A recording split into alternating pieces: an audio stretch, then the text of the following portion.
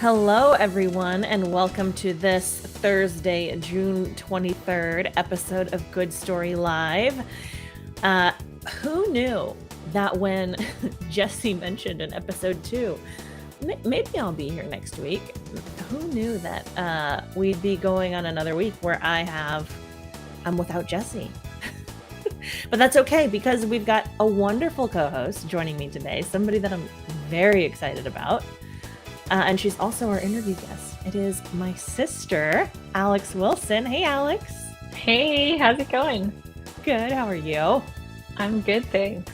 Are you excited? I'm very excited. Wonderful, wonderful, wonderful. Well, let's go ahead and get this show started.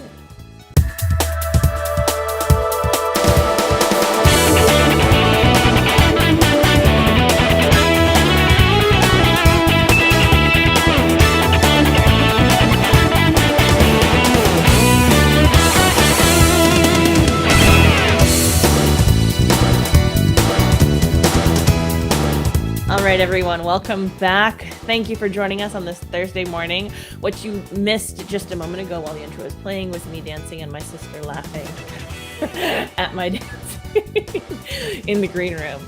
But thank you so much for joining us. We're excited to be here for our, I think now, 4th episode of Good Story Live. Jesse will be back joining us one day. Who knows what day that will be. But like I said, today we've got Alex Wilson, one of my sisters. I have 2 sisters. This is just one of the sisters. How are you doing today? Pretty good, pretty good. Yeah. So you have pink hair today. I do. Last time I saw you, you did not have pink hair. Yeah, I decided, I had an appointment scheduled to get my hair touched up, and I decided, just a little something to express myself and get the creative side of me visual as a visual thing. Mm-hmm. It's very spring and summer appropriate. Though today is, we just had the summer solstice, so it's very appropriate for the time of year. I love it. It looks really good. Thanks. You know, it was funny when you were having it done. I saw that you posted on Instagram. She posted this picture of her in the chair as she was getting all the things done. And I saw she was holding a can of Pellegrino. What I missed the first time I saw it was the lollipop.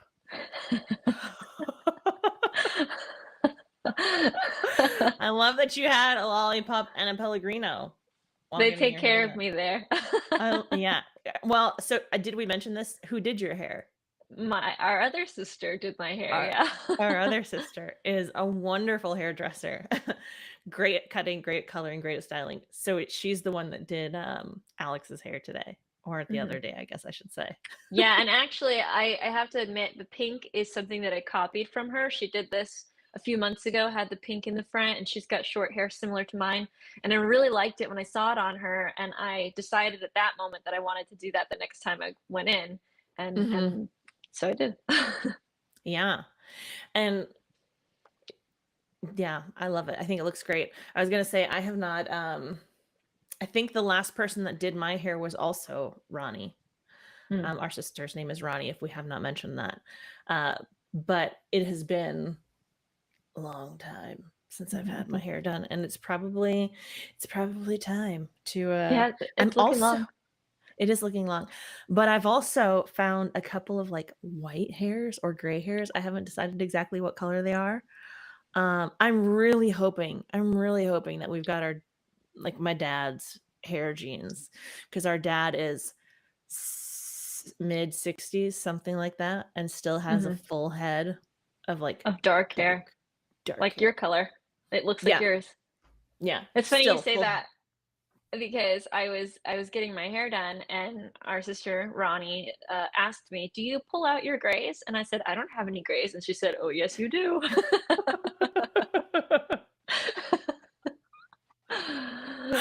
Oh, that's so funny. I am undecided as to whether or not I'm gonna pull them out, because I've got a couple that are like poking through right in the front. So I am not committed to pulling them out. I am not committed to coloring. I'm just kind of seeing what they do.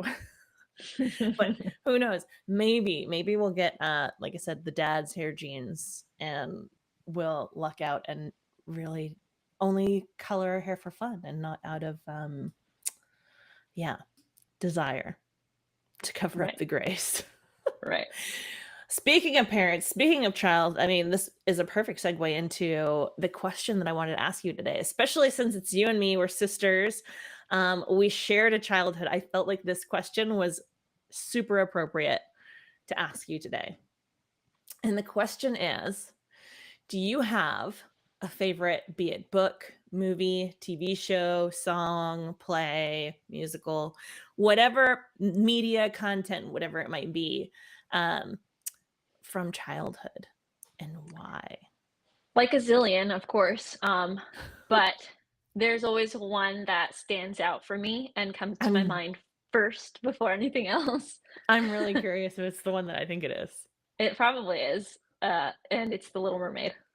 Oh no, that's not what I Yeah? was gonna say. Yeah, What yeah, were you yeah. gonna say? What were you thinking? I was thinking My Little Pony. Yeah. Oh, My Little Pony, huge for sure. Yeah. Did anybody else from like our generation watch My Little Pony? Let us know in the comments below. Because we definitely watched My Little Pony. But Oh yeah, yeah. so The Little Mermaid. Okay, why and what about The Little Mermaid? Well, one, I love mermaids. Anytime I was Oh. in the water, I was playing mermaids. I don't Mhm. know if you ever played mermaids with me when we were kids. I don't know. It just involved swimming in the water with your feet together like a fishtail, Oh, yeah, yeah, yeah, yeah, and yeah. I definitely did that. a little bit of like exploration, pretending like you're exploring kind of thing. Mhm. Um, but it's funny because I was actually thinking about this the other day about The Little Mermaid because we pulled out my husband's old NES Nintendo and we had the Mhm. Little Mermaid game on there. And I was playing That it. We game were was playing it. so hard. It's still hard. We were playing it the other day and I was like dying left and right and you can't control it. It's so hard. Yeah. So I Like was thinking about The Little Mermaid and it's interesting. I really liked that movie as a kid, and I still do.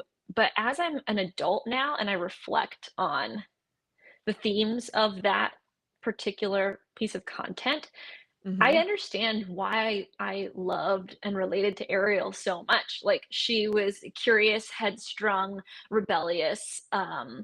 She followed her heart's desire regardless of what other people said or thought, Mhm. and did what she wanted to do even though, she kind of was not supposed to do that or told not to do it or whatever. And that just feels like, oh, that's like been A my perfect journey in life. representation of your life right now, which we'll get Yeah. into in a little bit, but Yeah, exactly, yeah. exactly. And it felt really aligned and I was just like, oh yeah, I admire Ariel because she represents who I have grown to become, who I've always wanted to be, and who I struggled to be, I think, as a kid, Mhm. and even in my young and early adult, teens and early adult phase, but have finally like owned that part of myself. And even this like pink is like a little nod to Ariel, red Yeah. hair, rebellious, adventurous, curious, free spirited mermaid girl. Mhm.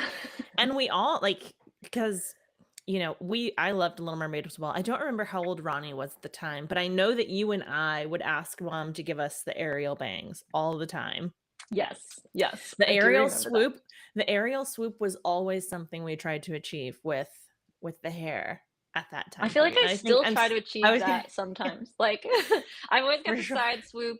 I try to like, get it up like so it's like, you know. Yes, exactly. Exactly. I mean, I know I still go for the volume right there too. So, and I'm sure there are many kids in our again, or many adults now in our age range that also tried to achieve the aerial swoop.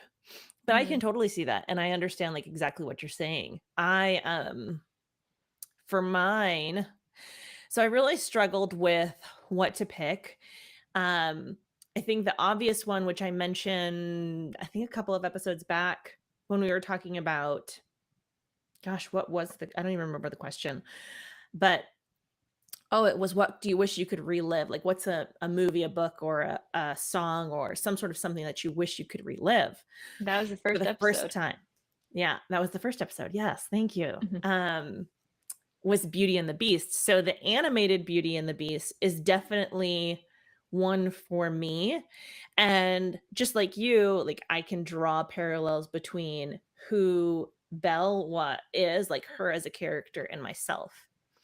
But so that is one answer. But then I also thought of like, I wanted to go with something other than a book, movie, or show. And the only other thing that like also like really shaped, I think, my childhood and impacted me as much as something like Beauty and the Beast was music in our house, and particularly music that our parents listened to. Because like Madonna, Van Morrison, Creedence Clearwater, the Eagles, Journey, like all of those, right? And I'm going to cheat and I'm going to put them all under a collective little umbrella is what I'm going to do right now. And like those things are probably my favorite because they center, like there are so many memories from childhood or favorite memories that have those woven into, like, for example, I don't know if I'm sure other families had to do this, but we had karaoke machines growing up. And we didn't just have one karaoke machine. Like this was something that got replaced over the years. And we would, as a family, like get out the karaoke machine. Everybody would like take their turn picking out their song, and we'd stand up in front of the stage in our like living room, right? Like the stage in our living room, and we'd record them. Like I'm pretty sure to fish out some of those recordings. I don't even know where they are, but oh I my do. gosh, you do? Yeah. I watched So, some not too long ago. did you really? Yeah. Oh man, to see those again, I can only imagine the shade of red that my face would turn. But it Yeah. would be I feel like my kids now would enjoy watching that so much. Like Grayson and Clara would love that. I don't Mm. know that they'd make the connection that it was me. Mm.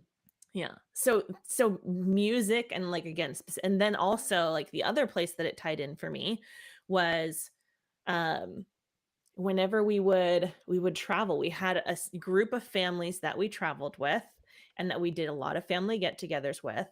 And I often remember the guitar being there, or a guitar, somebody playing guitar, and everybody either dancing or singing, or so much of, I think, our childhood, my fond memories were centered around the music that our parents listened to. Yeah, I have to agree with that 100%. And anytime, actually sometimes I still go karaoke because once you stop, once you pop, the fun don't stop. Um Yeah, yeah. I and haven't been I'll karaoke in a long sometimes. time though. You haven't? Oh No, my gosh. not since probably like 2012 or something like that. Oh wow. I That's a need long to go time. again though. I I do it know all the it's been time. a while. I do it regularly. It's a regular thing for me. Well, I'll sing some of those old songs. I can't. What's the one? Jack and Diane. That's one that I'll do Little ditty. sometimes. Yeah. Yep. Yeah. Or Brown Eyed Girl. Mhm. Yeah. Yes. I love those. Mm. So, that's definitely one for me. And then of course our mom used to sing to us, like there was a specific song from Jesus Christ Superstar called Everything's All Right. She would sing to us. And I even started when my son was first born. That was the first song that I tried singing to him. It didn't stick, and we've since adopted another song, but that tradition of singing came from our mom for sure. Yeah. I can't listen to that song without crying, not because it's an emotional scene in the movie, but because it's tied so richly with my childhood. For sure, for sure. I totally agree. Um So yeah, let us know, like, what if you have a favorite book, movie, show, song, things that are tied to your childhood, and like what your favorites are. Please let us know in the comments below. If you're watching this live with us, or if you're watching the replay, be sure to let us know. But I think I hear the music coming for our break. We've got a little break coming up. But once we get back, we are going to be chatting with Alex about her own life as a creative and a lot of exciting stuff that she's got coming up. What do you say, Alex? Sounds good. I'm excited. Awesome. All right, we'll be right back.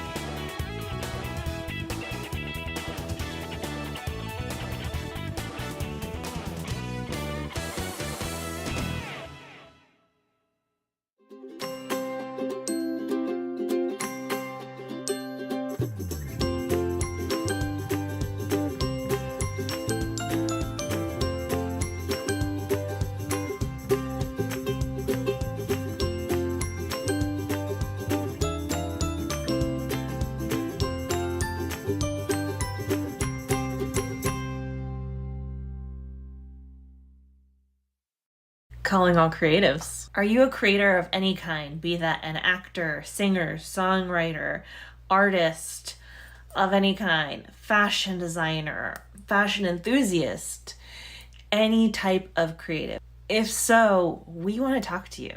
Good Story Live is the show for creators and connoisseurs alike, so we want to help other creatives get in front of more people and share their stories. Whether you yourself are a creative or creator, or you know your favorite creator, please tag them in the comments below so that we can get in touch with them and invite them on the show. Help us share your stories. All right, everyone, welcome back. So like I said, Alex Wilson is not only my co-host this episode and my sister, she is also our guest for this episode. So Alex has always led a very creative life. Her degree is in creative writing. She has been a copywriter and worked in the writing industry. I'm just going to say writing for people for the last several years now. She's also written for herself, but she's also done so much more than that goes beyond, like I said, writing, and has just lived a creative life and is getting ready to embark on a very exciting adventure. So let's bring her back on. Hello again. Hello again. So I'm going to start with writing because we're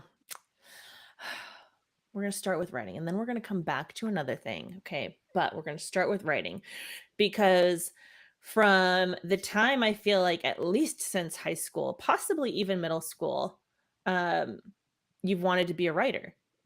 Right. And I want to say you had a poem or a story. It was either a poem or a story that was published in one of those books with like kids from all over, right? Yeah. A celebration of young poets. Thank you. That's what it is. A celebration of young poets. Did you always know that you wanted to be a writer? I did not always know. Yeah. Sorry. No, you're fine. Interrupted your question. So I will say this. When I was in the 4th grade, I got, we had to do practice for the what was it called back then? Florida Writes. It was called the Florida Writes back then. Florida Writes, FCAT, something like it was part of that standardized test. It became FCAT Writes later, and now that doesn't even exist anymore. It's something else. I don't know. It's something else now. Anyway, I don't know if it was a practice or if it was an actual Florida Writes assignment, but it was write a narrative. Right, you had to write expository or narrative were the two, you could get one or the other. And I got write a narrative about the life of a quarter. And I just had so much fun writing about what it was like to be a quarter. and telling my story as a quarter, and I got the highest score you could get, and I was like, oh, okay, and it kind of was like this moment of like, wow, here's a really fun way for me to express myself and my imagination, because I always have had an active imagination, like always absolutely. Playing pretend. Like there was never just real life, there was always pretend involved in everything that I did. Sometimes there still is, but it was like a fun way to express the creativity that was in my mind in a very structured way. And the fact that, I struggled in school a little bit, especially in elementary school. I had motor skill development delays, which made it hard for me I couldn't write neatly at all. And that got me so much flack from my teachers all the time. I was constantly being told to improve my handwriting. And I was like, yeah, Doing the best I can. And I also struggled in reading as well. And so it was like that I was able to write this story that got such a high grade for this really important test that you have to pass in order to, graduate from middle elementary school. And Hmm. it just made me feel really seen and really like, oh, I am smart. I think like I struggled with that when I was a kid. And so it was like the first time that I felt like, oh, I do have strengths. There is something that I'm good at. There is something that I can do. And I kind of latched onto that, to be honest. So, Yeah. And then took it to high school. Like I said, you studied English, right, in college. mhm. And you've been writing ever since, Yeah, pretty essentially. I much. mean, Yeah. as I started keeping journals early in middle school. I did enter that poetry contest in middle school, and I had my poem submitted to a Mhm. celebration of young poets, or published in a celebration of young poets. I've written several poems. I had another poem that won a contest, but I had to like I was supposed to be able to go to some convention to present it, and mom was like, "Nah, we're not doing that." So nothing ever happened with that. Um, and then, yeah, and I think there was a point in time where I actually wanted to be a director, in college. Yeah. And, I used to carry my video camera around with me everywhere, and this goes way back to when we recorded ourselves doing karaoke, right? Like, I mean, Yes. like, mom and dad were the ones who, like, sparked that, and we would record ourselves doing karaoke, and then my best friend and I would make movies when we were younger and, Mhm. record our movies, and I still have the tape. The tape is on the floor right here, actually, of all of our old movies. Um, I love it. and then, yeah, and then, like, I was in college, and I was, like, trying to figure out what path I wanted to go down, and I thought, "Oh, maybe I could be a director one day," Mhm. and I thought, "Well, I'll have to go to film school," and so I was like, "Well, what can I do in the meantime?" And creative writing, which had always been a passion, I was like, "Okay, well, I guess I'll do creative writing," and I always knew I wanted to write a book, but I guess I didn't really think, like, I needed to have a college degree for that. So the creative writing degree wasn't inspired by my desire to write a book. That Right. degree was inspired by my desire to be a director. So, I don't know that I knew that. Like, I knew actually my next question was about, like, I know you wanted to be involved, like, growing up. Growing up until a certain point, it was all about, like you said, like, the camera, being in front of the camera, filming. Because our parents got this was in the transition from, like, the big camcorder to the smaller, more condensed, right? Do you remember that transition, right? We didn't have the big one, but we got one when they became the littler ones. right. Um, and gosh, so many, again, like I said, we recorded ourselves doing karaoke. You guys did plays and skits. We made up dances. Like, there was always Mm. a camera around, a camcorder. So, because I remember, again, I thought you wanted to go the director route, but I didn't realize that the creative writing was still part of getting you to ultimately be a director and be involved in film. I truthfully was getting ready to ask you why the shift from directing to wanting to be a director to writing, and you just unknowingly answered that question. Yeah, I just never went to film school. That's that's really the story behind that. I just never ended up going to film school, and I was like, "Oh, well." Mhm. But, like, what's and you're right, like, and there's still time to do, like, again, we're gonna get into what's coming up next for you in a few moments, but, um, you did creative writing and you made the transition into the working world, but not as a writer, right? But then what I've always admired about you is you have always had the ability to make these pivots and shifts to essentially bring what you want, to manifest what you want, right? To make what you want happen. Because you ultimately, though you did not start in writing, even with your degree, um, you recognized you because you were doing really well at the time, though it may not have been something that you enjoyed.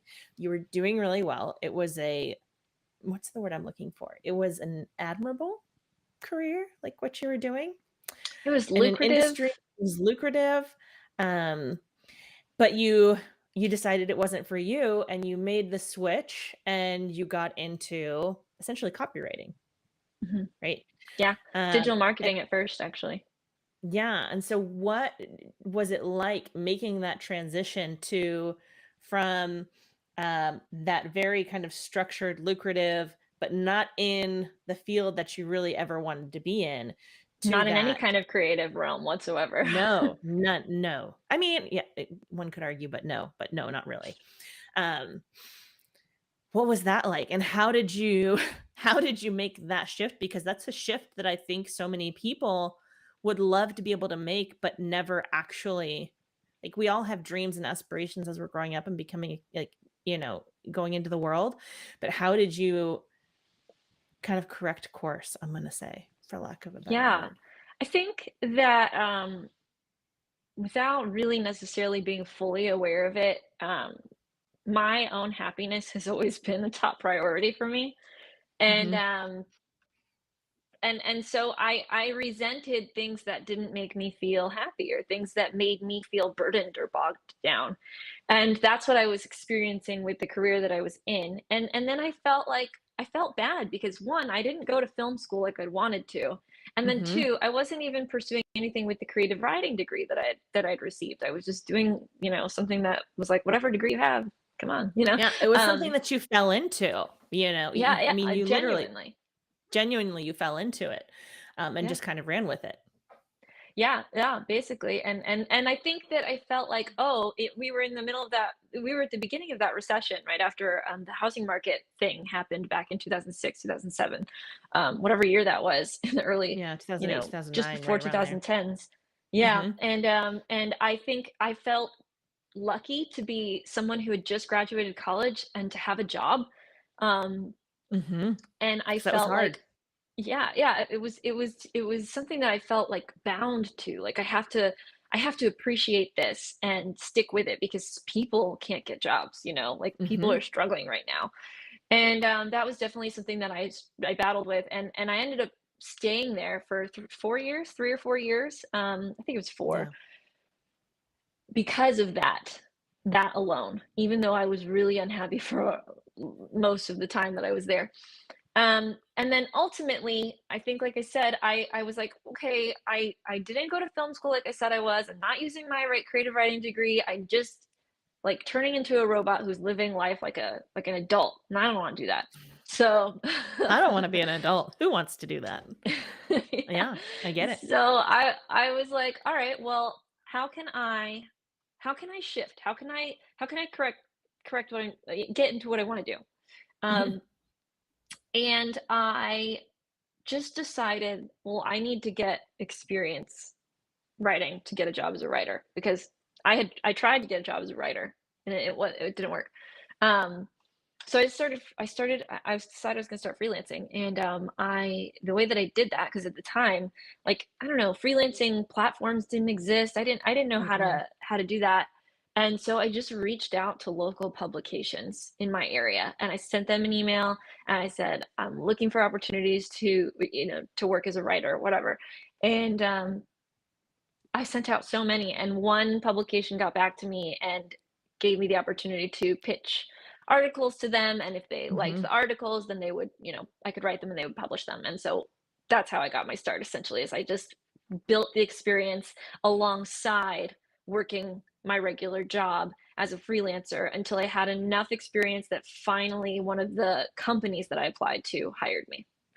Yeah, and, you know, y one, that's amazing, again, like, being able to recognize that you wanted to make that shift, take the steps, and I can imagine, like, throughout the process, um, it being discouraging, right? And coming up against all of these obstacles, but you finally made it into the career, um, being a writer.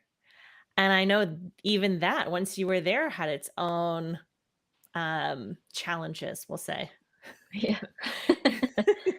Because there's a difference being, and you could correct me if I'm wrong, or I share your thoughts on this. There's a difference between being paid to write and being a copywriter and writing what you truly want to write and what you're interested in writing?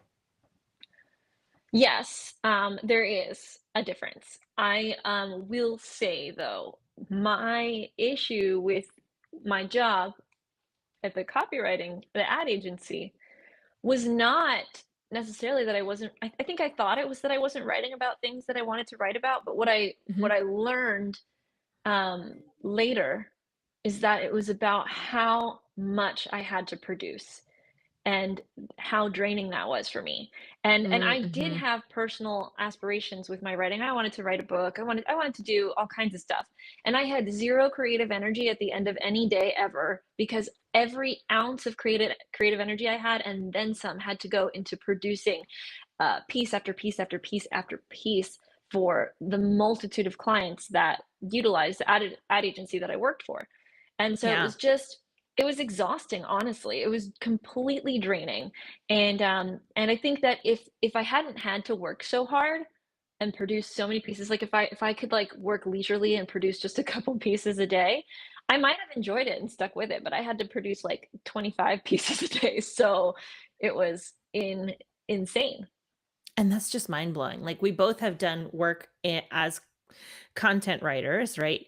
And you copywriting for ad agencies and trying to wrap my brain around producing 25 pieces of content like in a day.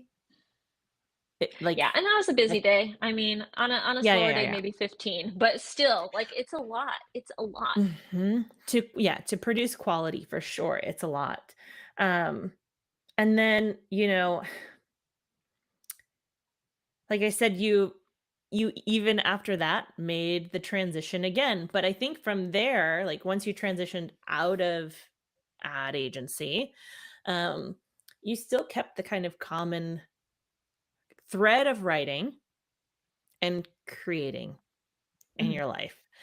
Um, you started going through yoga training, right, and became a yoga instructor. And Mhm. then as you were doing that, teaching yoga, you also then started doing social media management and content writing for um, other brands, we'll say, right? Yeah. And people and you kind of made this transition from writing for the ad agency to more of this wellness, right, path that you kind of took on. And how did that where did that kind of come from and how did you make that sort of shift or realize that you wanted to or needed to? So it's funny, I actually got into yoga very seriously while I was still at the first job after college because I was Mhm. so stressed and so unhappy and I needed something and yoga was it. Yoga gave me a sense of relief, revitalized my internal peace, and just made me feel okay through all of that. And I Mhm. continued through yoga while I was working in the ad agency and all of that. And then I thought like at the time, like I said, I thought maybe I just um don't like writing for I don't know, whatever I thought. But I was Yeah. like, I need to get out of this. And the one thing that feels good for me right now is yoga. And maybe I'll actually rewind. I remember this now. There was a person I followed on social media, a girl that I found. I don't know how I found her. I must have been searching yoga tags because I was super into yoga at the time. And Mhm. she was a writer and a yoga teacher. And I was like, that's the life I want. That's the life I want. Yeah. I want to do less of this writing because this is too much and Yeah. more focus on me, focus on wellness, focus on my well-being, my inner peace, and then maybe I'll be a better writer if I have better inner peace and I'm not working so hard. And Mhm. that'll be like that'll be it. That'll be the thing. And so I worked really hard to get the yoga teaching certification while I was still working full time at the ad agency. Man, I burnt myself out. I was just like I know going, you going, did. going. But I did it. I did it. I got the yoga teacher certification. I started teaching I think 6 classes a week at the most was what I was when I was teaching my at the most. Mhm. And I started working. I got a nice part-time content creation job for a brand, And I only had, and it was a wellness brand as well, so a yoga wellness brand. And so my whole Mm-hmm. world became yoga and teaching yoga, writing about yoga, living yoga. I was trying to become like a serious yogi. You Like I did. wanted to I live. mean, you, for all intents and purposes, you did. I mean, you completely pivoted, and it was yoga and wellness and writing. Like those were the things that you did. You designed your lifestyle around that. Once you realized that that was the lifestyle that you wanted, you and again, this is what I was saying earlier. Like it's amazing to me how you've been able to make these pivots and make these changes, um, and kind of course correct, for lack of a better word, whenever you've recognized that misalignment within yourself and what you're doing. That I'm not Because happy. That's yeah. always been the pivot point. Like I'm not happy. I need to make a change Hmm. because I don't tolerate being unhappy. And the thing is, like, you've made these shifts not once, but I mean not twice, but I mean multiple times, Mm, yeah. right? um and wellness became such a part of who you are that you created, you coordinated, you conceptualized this wellness event, right? Mhm. That was brand new to Southwest Florida, the Mhm. Southwest Florida Wellness Fair. Fair. Yep, the Southwest Florida Wellness Fair. What was the catalyst for that, and like what was it like bringing that to life? Because that must have been Yeah. a big undertaking. I Oh, know it it was a was. big undertaking. I've been resting for the last 2 months, still recovering from it. It was a lot, honestly, but I felt so inspired because as I was figuring out how important like these pieces of wellness were for me, because it started with yoga, but it grew. I mean, so there were Hmm. so many other components. Like my whole life actually became about my personal well-being, because I think that at the end, when I was still working in the copywriting or Hmm. the advertising agency, and I was like finishing with my yoga teacher training, and I was working part-time already for the brand that I was going to transition into after I finished teacher training. It was a lot. I was doing so much, and I burnt myself out to a point of poor mental health. Hmm. And that really was the point where I was like, okay, I need to make shifts. Not I mean, I jokingly say happiness. It's part of it, but like it was truly about I was not well. I was not in a place of good well-being, and I needed to make changes so that I could be well again. And that I like got way off track because you asked me about my wellness fair. I'm like talking about something else. Um, That's okay. It's okay. It's okay. I tried to explain that like it became about my wellness, right? So Yes. other pieces were incorporated into my wellness plan, and one of those Hmm. was lifestyle. Lifestyle was a huge part for me, making sure that I Yeah. had a balanced lifestyle that fit my needs and my and allowed me to feel mentally well and still be creative. Hmm. Um, and I guess I at one point I started a personal blog, or a blog. I've had so many blogs, but this blog was Yeah. about wellness and yoga, and I was writing about it for myself in addition to for the brand that I was working for. And like what I wanted to do on a personal level was show people. I was like, I can't be the only person who is struggling to feel happy and well with Hmm. the way that everyday life is, because that's what I was genuinely feeling. I was feeling like, wow, regular life is hard, and Yeah. I struggle to feel well when I'm trying to do regular life, and I can't be the only one. And so I wanted to create resources for people and like help people realize that if they're struggling, that they don't have to be, Yeah. and to That find resources wellness. exist. Yes. What? Yes, yes, and like show like educate and inform people about the importance of wellness, right? The importance of taking care of yourself, and that was kind of like the first bit of that. Well, flash forward, of course, to my wellness fair, which came post pandemic, right? Like the Hmm. pandemic, I thought, what a time to like really be invested in wellness. We have this crazy thing that's like making us all sick, and also I recognized during the quarantine periods and when I was not able to go out and be in community, how important community is to my well being. Um, and I just kind of got this idea of creating a wellness event that gives people access, easier access to wellness products, services, and professionals. And then as a wellness professional myself, a yoga teacher and a wellness, Ayurvedic wellness coach, I had gotten more certifications, whatever. It's a Mm-hmm. long story. Yeah, that's okay. I'm interested. I want to know. I mean, you forgot Reiki, your Yeah, Reiki attuned, yeah, like all yeah. the things. Yeah. There's a lot. It's more than yoga was just the foundational piece, and it's grown.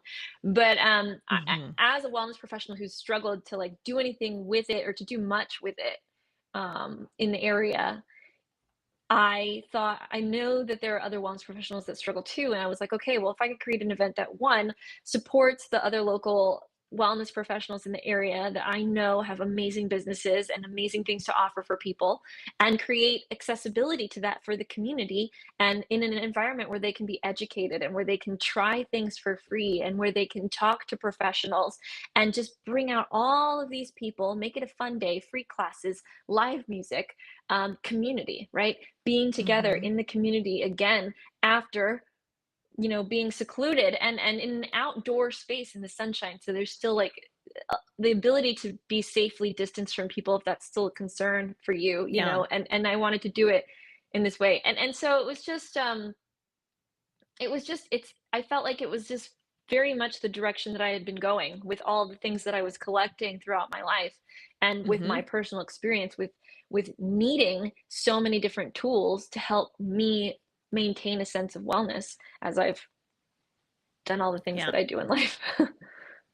And gosh, what like the perfect, I mean, it literally pulled from putting that together. Cause I mean, she and I, like, she's my sister. I talk to her all the time.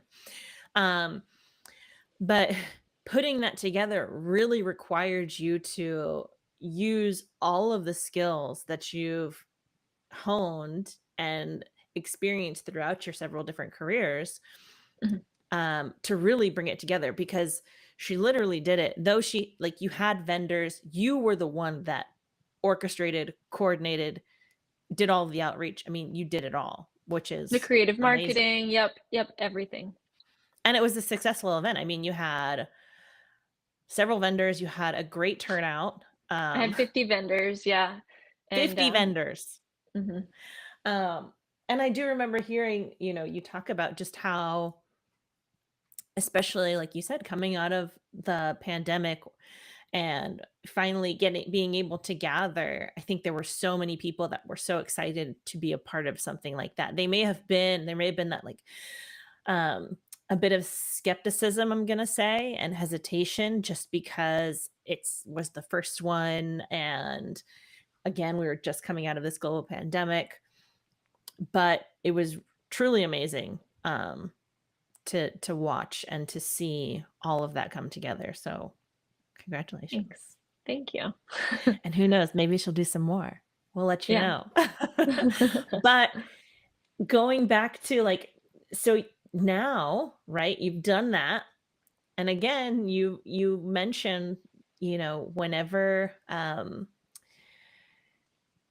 you recognize that there needs to be this pivot in life, you have fortunately been able to make it. And now you're getting ready to, I mean, I shouldn't even say getting ready to, you're in progress of um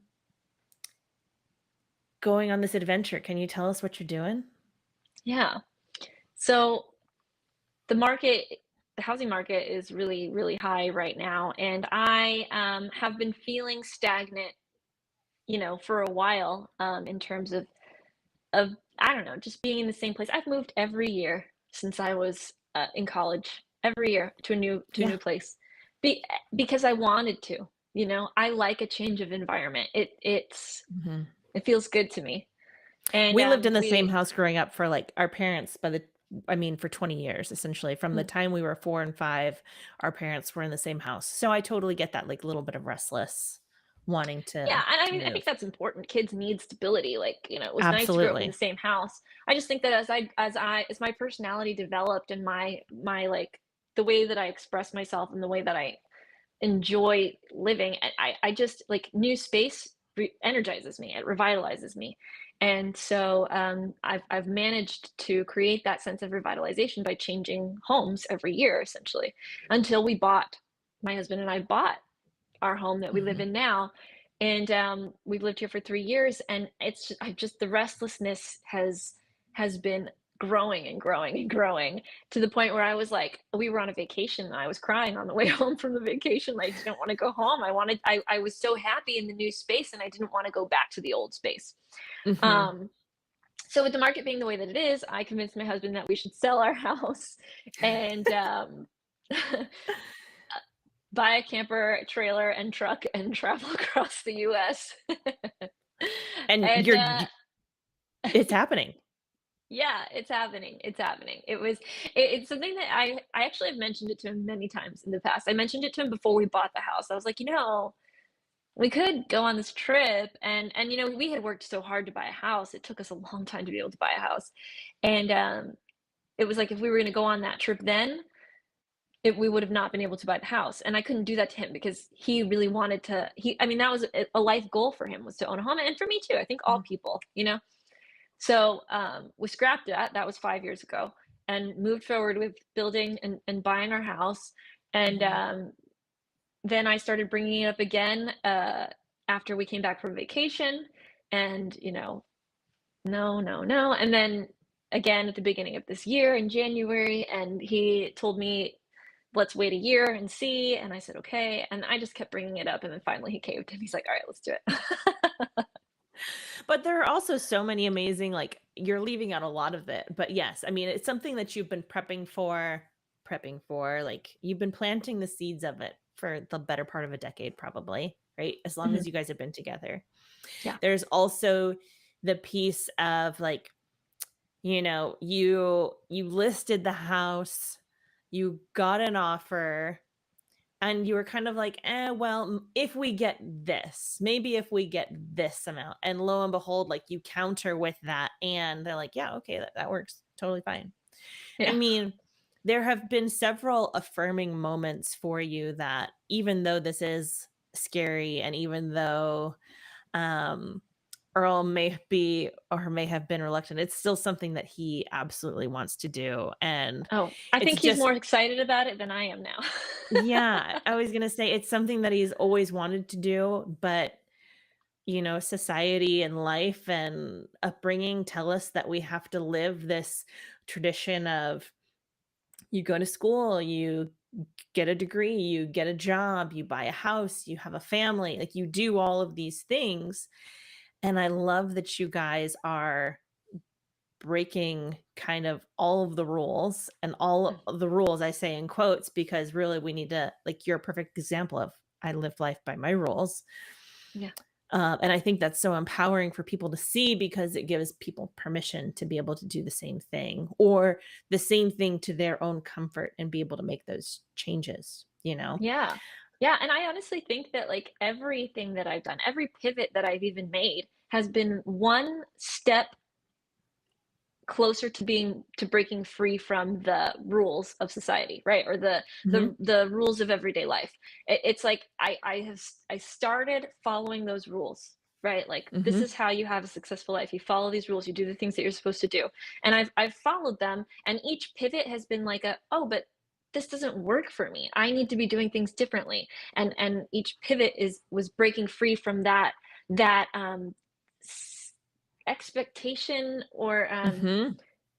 that sense of, like, doing things the right way. Yeah. And realizing that I don't have to do things the right way. I could do them my way and still have a successful life. So, Mhm. And also, like, what a perfect example and illustration of the changes don't have to be overnight. This has been, like I said, how old are we? Like 12 to 13 years in the making of, constant adjustment and iteration when you recognize that something is not going exactly how you'd like it to go. Which brings up probably the last question that I'm going to ask you. Well, yeah, the last question I'm going to ask you. Do you have any advice for others that, are feeling that inkling that they're not happy doing what they're doing, and that dream of, whether it's packing up everything and traveling, like you and Earl are getting ready to do you have any advice for people that are wanting to just break that tradition and live life on their terms? Yeah, I would say if the inkling is there, then there's a reason it's there, right? Mhm. If you feel that way, that's your body and mind and spirit telling you that something's not okay, something's not right, and something needs to change. And I think Mhm. it's so important to listen to those inclinations, to those truths that are coming out from inside of you. Um, but I also, as someone who likes to have control over things, um, am adamant about having a plan, right? Having a Mhm. plan for making what changes you want to make possible. So, if you are wanting to transition into a career as a writer, start freelancing on the side of what you're doing full time. Or, if Mhm. that's too much and you can afford to get a part-time job so that you can start building your freelance career, do that. You know what I mean? It's finding the ways to make the changes that you want to make in Mhm. incremental steps. Yes. And in a way that works for your life so that you can still support yourself and so that you can still um, you know so that you don't get into any trouble, and Yeah. that's my way of doing it. I'm not a big risk taker, to be honest. Even now I'm selling my house and taking this big road trip, but like I'm also being very practical in a lot of ways too. Like this would not be happening were it not for the market the way that it is. Like that Yeah. sparked this as a possibility for us. And then we have our budget for what we're allowed to spend in the trip process, and we have what we have to put away for when we're ready to resettle if we decide that that's what we want to do, and then we have what we're going to be investing. And it's just everything, even though it is spontaneous, it's me following my inner curiosity, my inner truth, and my desire to be free. There is Mhm. structure and planning and foresight behind Mhm. it, and I think that Yeah. that's important. Absolutely. And if you want, like, be sure to check the description below after the show and head over to goodstorylive.com to view the episode info, because we're going to have all of the ways that you can stay connected with Alex as she's on this journey, because one of her goals is to get back into front of the camera, right? And start documenting the journey and what this process is like. I know you've already started. You've got your first episode up. I don't know if you'll have any more up by the time um, people get to actually look at the show notes, but definitely make sure that you check it out. It's energetically aligned. Her website, you can also follow her on social media. Oh, no, it's not energetically aligned. Energetically Oh, guided. energetically guided. Golly, we're talking about living in alignment, and I think that's where that came from. But energetically guided. Don't listen to They're me. Check the similar. The description. terms are similar. Yeah. Yeah, check the show notes, check the description, check the website. It'll be linked correctly there. Um, but definitely make sure you follow along for her journey, because I know I will be. Because we don't live in the same place. She's coming to you from right now, Fort Myers, Florida. I'm in just outside of Atlanta in Douglasville. She's going to be stopping and seeing us, which I'm super excited about. Me too. But yes, definitely make sure you follow along, because I know I'm excited to Support my dreams of see. being a director, directing my Yes, own support films. your dreams of being a director. Hey, who knows? This might be the segue into that. Yeah. I mean, that's the thing about YouTube. YouTube wasn't, I mean, I don't, was YouTube a thing when I was in college? I kind of feel like it wasn't. I don't know. Or if it was, I it was think like, we were looking at E-bombs world when I was in college. So I don't know. I don't know. But like now you have the ability to direct and star in and create and make your own content and put it out there Mhm. and potentially be successful with it. So I think that's great, and I'm excited to play with that. Yeah, me too. Thank you so much for co-hosting with me today and being our guest. It's been so lovely to get to talk to you like this. I mean, Oh, like I said, I talk to you regularly, but thank you. I know, this is fun. Thanks for having me. I'm honored, and so happy to support you guys in this show as well, and Thank you. to be featured and talked about. Absolutely. All right. Thank you, like I said, so much for joining us. I will link Alex's info in the description, in the show notes, over on the website. Please be sure to follow along her journey and check her out. Thank you so much for joining us for this week's episode, June 23rd, Thursday. Yep, 10 a.m. Episode of Good Story Live. And who knows, maybe at some point we'll have Jesse back. I think he's back with me next week. Like I said, he's been sick. He's been feeling under the weather. He's got a, is it persistent? Persistent, and there's another word. Cough. But hopefully he'll be back next week. And we'll see you next time on